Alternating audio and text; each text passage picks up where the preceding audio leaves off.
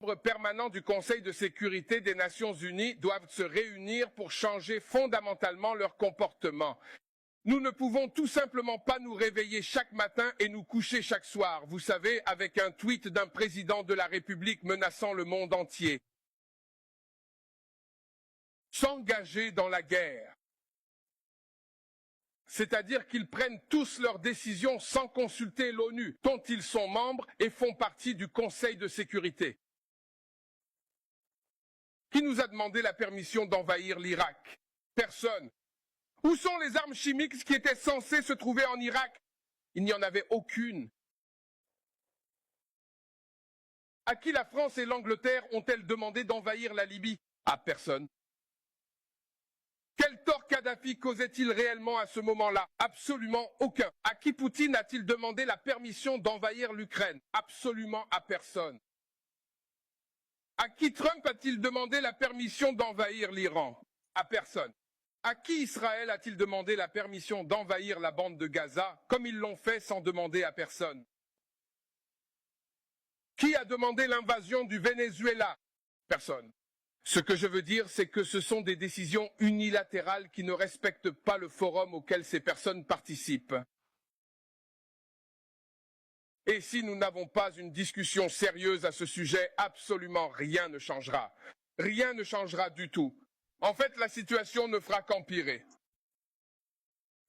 Cet extrémisme, ce manque de respect pour l'ONU, la charte et l'harmonie entre les nations est très très dangereux dans le monde dans lequel nous vivons. Aujourd'hui, nous avons plus de conflits armés. Nous sommes actuellement à un moment de l'histoire où l'on connaît le plus grand nombre de conflits armés dans le monde depuis la fin de la Seconde Guerre mondiale.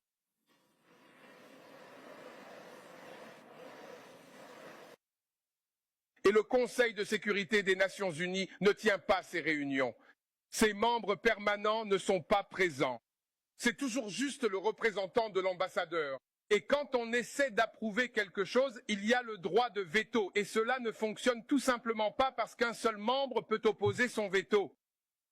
Et depuis combien d'années essayons-nous de changer le nombre de pays à l'ONU? Où est la représentation africaine? Rien que sur le continent africain, il y a 3 pays avec plus de 120 millions d'habitants. Où est la participation du Mexique, du Brésil, de l'Argentine, de la Colombie? Quelle est la participation de l'Inde? Tant de pays importants, l'Allemagne, le Japon, l'Indonésie, tous ces pays pourraient participer. Et pourquoi cela ne change-t-il pas? Lorsque la crise des subprimes a eu lieu en 2008, nous avons créé le G20.